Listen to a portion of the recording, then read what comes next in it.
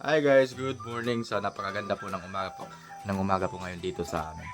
So, ang gagawin ko po ngayon ay magkuha pa ako ng mga gulay, yung long beans at saka yung ampalaya. Kasi may pwede na pong kunin. No? Pwede nang i-harvest. So magkuha muna ako ng basket para nating lagayan. Asan basket ba? So, siguro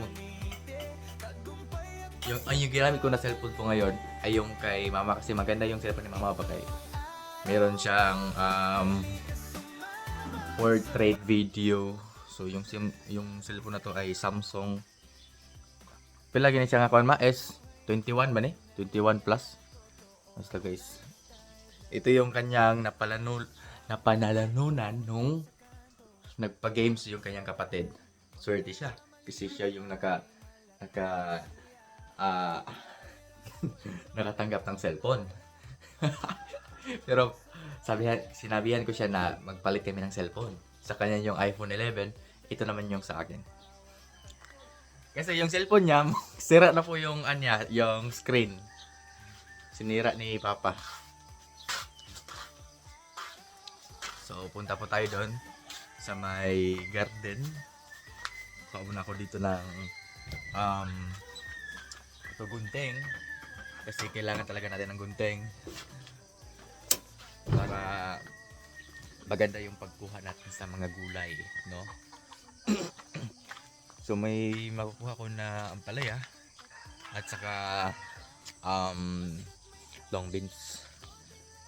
Napakaganda po talaga ng umaga ngayon dito sa amin. Grabe kagabi, sobrang lakas ng buhos ng ulan. Which is good naman kasi para din mabisbisan, madiligan yung mga tanim na gulay. So, napakaganda po ng umaga ngayon dito sa amin. Dito po yung mga gulay. Yan. Ito yung mga seedlings ko. Ito kamatis, atsal. Hindi ko pa natanim yung mga atsal guys. Oops. Tapos kailangan pala itong sprayhan, no? Ito yung ampalaya. Yung mga talong ay ang bilis lang lumaki ng talong. Yung nakang araw wala pa tong talong. Ayun, may nakikita na akong matataas na talong. Saka andito yung ampalaya. Palaya guys. Ampalaya. Anong kaya to, no? Anong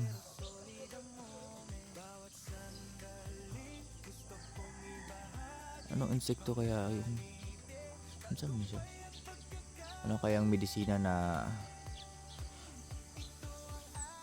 ilagay dito para mawala itong insekto? Kasi hindi talaga maayos yung kanyang tubo nang dahil sa insekto. So yung uunahin kong i-harvest, tour muna tayo doon. Yung kamatis, laki ng kamatis. Marami akong mga tinanim na kamatis guys, andun sa gilid, dun sa may manukan. Saka ito yung talong. Yan, namunga na po yung talong.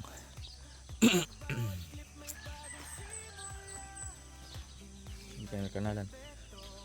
Namunga na po ito yung talong. Tapos yung pipino, malaki na yung pipino. Andito yung pipino guys, at saka yung kangkong. Yan yung pipino. Pipino. Malaki na, ang bilis ng lumaki ng pipino. Tapos yung kangkong dito. Konti lang po yung kangkong kasi akala ko marami yung seeds na binili ko na kangkong. Pero konti lang pala yun. Saka yung aking pichay. Tapos andito yung manok. Nilagyan na pala ni Papa ng pugad. Ewan ko kung mayroon na ba yung itlog. So ito yung aking manok guys, nagkuko.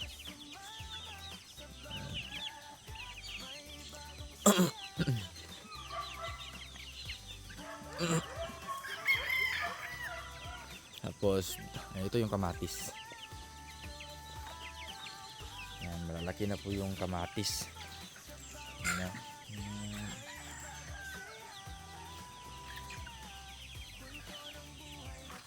So yun, magsimula na po akong mag-harvest ng gulay. Kasi malalaki na po yung long beans. Nung nakarang araw pa sana itong i-harvest, kaso busy ako, hindi ko nakuha. Sabi ko mama, wag mo nang kunin kasi i-vlog na ako ba. Naman na guys, ano siya, hindi ko kayong batong.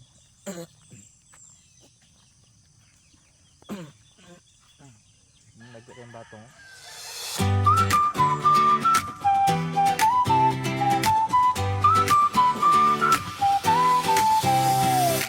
Gising sa umaga, camera ay ready, kape sa kamay, vibe ko ay steady.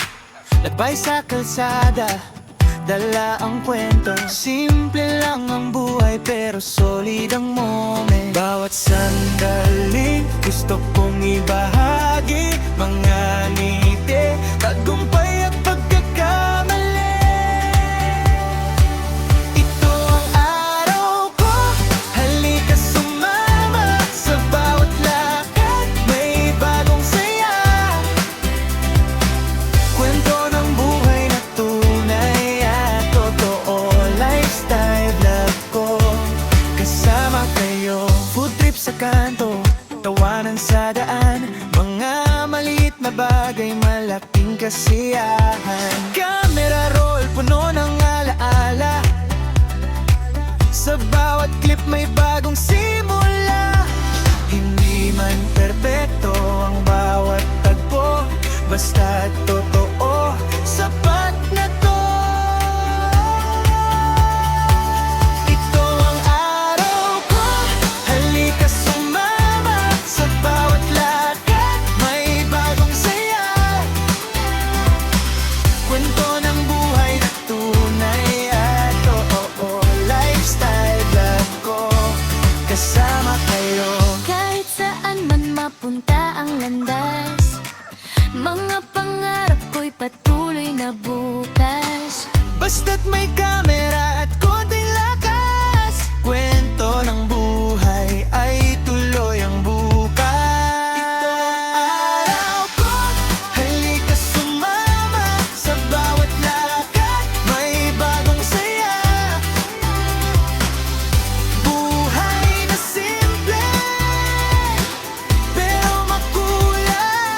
Ito ang araw ko, halika sumama. Sa bawat lakad may bagong saya, kwento ng buhay na tunay at totoo. Lifestyle vlog ko, kasama kayo.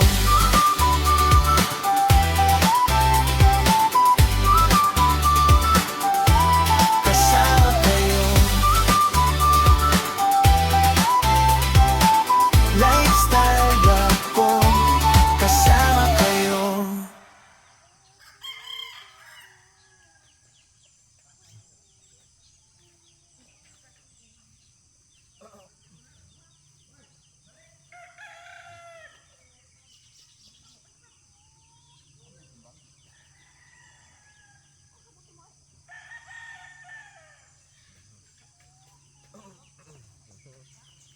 Guys.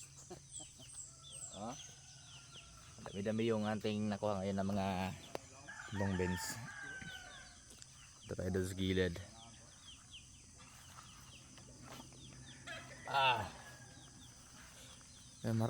Yung mga kasunod na bunga ng long beans, marami siya guys kasi yung mga maliliit oh.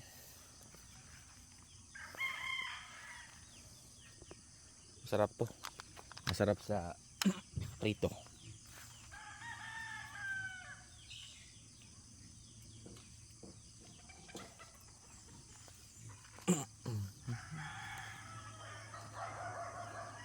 May bumili na sana ng mga gulay kaso sinabihan ko muna na kauna-unang bunga pa, bali hindi pa siya maraming bunga, so siguro sa susunod na bunga na lang ito yung kasunod, bali ibenta ko na ito.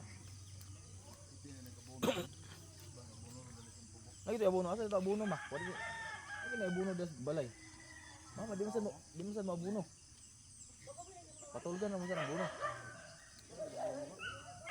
Buno na pamiti ang palaya.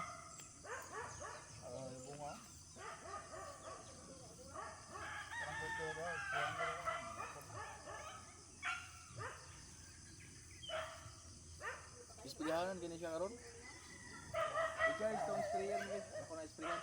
Hindi guys, kailangan mong spray ay. Ruso ka na. Kasi dito mata, din niya to ka. Nice. Oh, long bench. So ngayon naman, dito naman tayo sa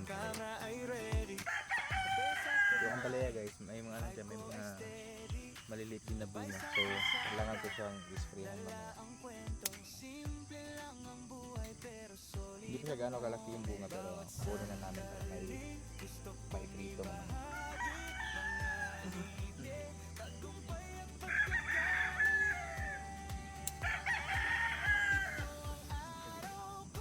Kasi yung isa malaki.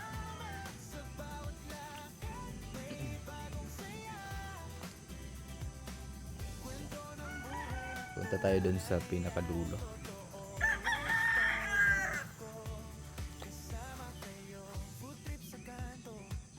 Kunin na lang natin itong mga maliliit.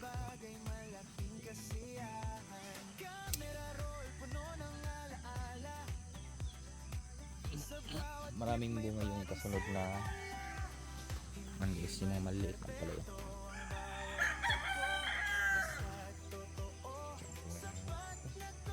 Kahit maliit pa.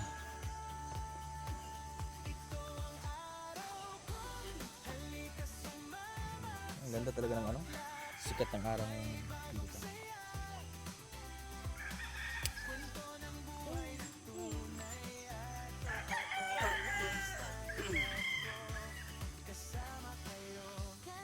Ito na siya guys, yung nakuha natin ng mga gulay. So yung talong, wala, hindi pa ako nakakuha ng talong kasi hindi pa siya masyadong maraming bunga. Hopefully next sa katapusan ng buwan ng Marso makakuha ako ng mga talong. So ito na siya guys, libreng gulay.